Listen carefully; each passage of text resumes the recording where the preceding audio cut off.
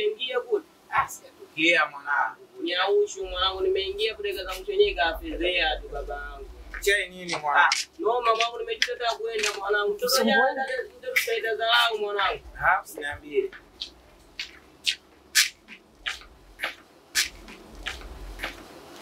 Mwanangu mtumbaini mwanangu ndio hapa. Ndio yule au? Mwanangu kama utani. Mfuate sasa, unasubiri nini? Mfuate mchumba yule. Mfuate? Kachukue namba.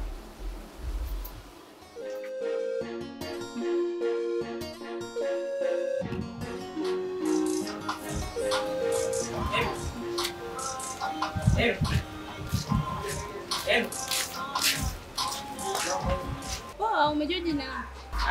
Mbona haraka hivyo? Niambie. Okay. Niandike namba zako. Namba tu.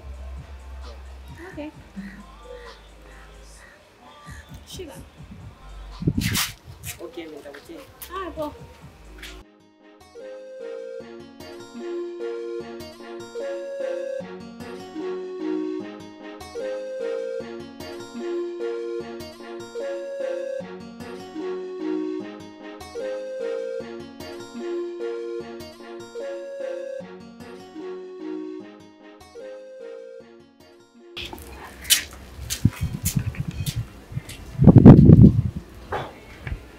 Shia.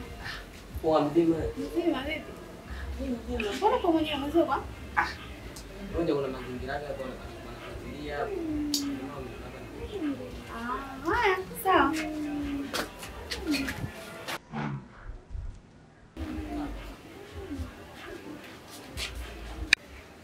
Hivi Emi.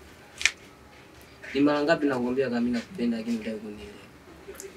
Au mimi ipo tofauti na wanaume wengine?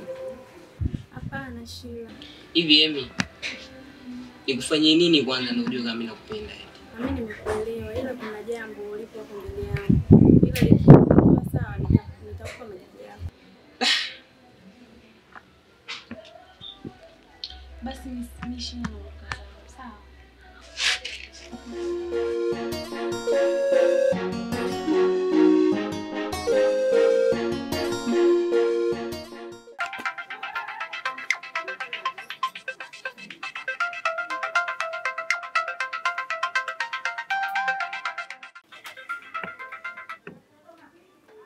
Hello mrembo, mambo? Poa Shila, mzima wewe? Mimi mzima, sijui wewe. Poa, kuna kitu nataka nikuombe kama utojali. Sijali mrembo, mimi kwa ajili yako, niambie. Nilikuwa naomba uje hapa nyumbani kwangu. Kuna jambo nataka nikwambie. Okay. Nipe basi kada dakika 10 nitakuwa nishafika. Haya sawa, nakusubiri.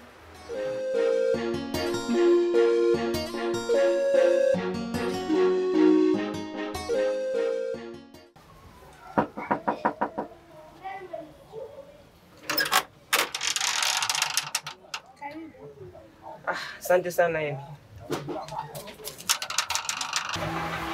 Karibu. Asante sana. Natumaini leo ndio sikurudia jibu langu wewe. Acha haraka Shila.